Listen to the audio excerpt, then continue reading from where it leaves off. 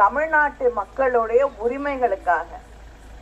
அங்கே ஒன்றியத்தில் இருக்கக்கூடிய பாஜக ஆட்சியில தமிழ்நாட்டுக்கு வர வேண்டிய நம்முடைய நிதி, தமிழ்நாட்டுக்கு அவங்க குடிக்க இங்கவே நம்ம கிட்ட இருந்து வாங்கக்கூடிய வரி பணத்தின் நிதியை கொடுக்கணும், கொடுக்கறது இல்ல. 100 நாள் வேலை சம்பளம் சரியா வருதா, வேலை வருதா, இல்ல. ஏன்னா அது ஒன்றிய அரசாங்கத்தோட திட்டம்.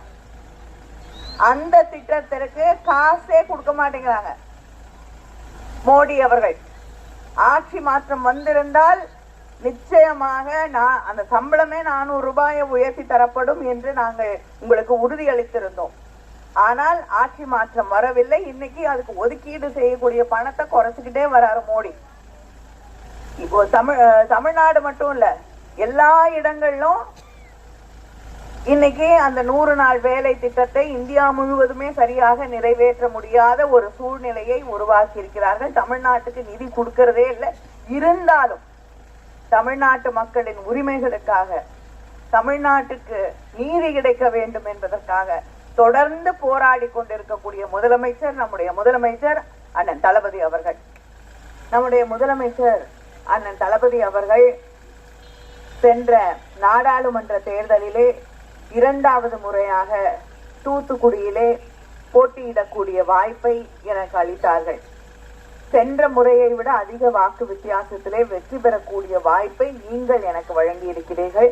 உங்கள் அத்தனை பேருக்கும், எனக்காக வாக்களித்த அத்தனை அன்பு நெஞ்சங்களுக்கும் என்னுடைய நன்றியை தெரிவித்துக் கொள்கிறேன்.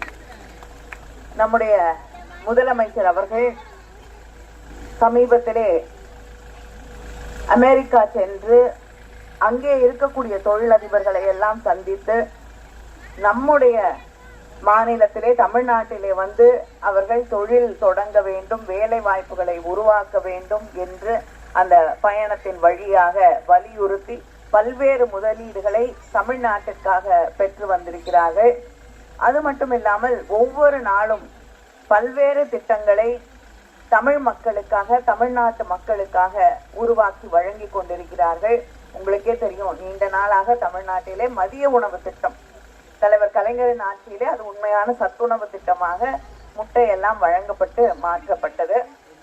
இப்பொழுது நம்முடைய முதலமைச்சர் அவர்களின் ஆட்சியிலே காலை உணவு திட்டம், ஏன்னா பிள்ளைங்க மதியம் வரைக்கும் பசியோடு இருக்கக்கூடாது என்பதற்காக காலை உணவு திட்டத்தை இந்தியாவிலேயே முதலாக கொண்டு வந்திருக்கக்கூடிய முதலமைச்சர் நம்முடைய முதலமைச்சர் அண்ணன் தளபதி அவர்கள். அதே போல் கல்லூரியிலே போய் படிக்கக்கூடிய நம்ம வீட்டு பெண்கள், அவர்களுக்கு கல்லூரி படிப்பு கெட்டுவிடக்கூடாது, தடைப்பட்டு விடக்கூடாது என்பதற்காக புதுமை பெண் என்ற திட்டத்தின் வழியாக அவர்களுக்கு மாதம் 1000 ரூபாய் வழங்கப்படுகிறது.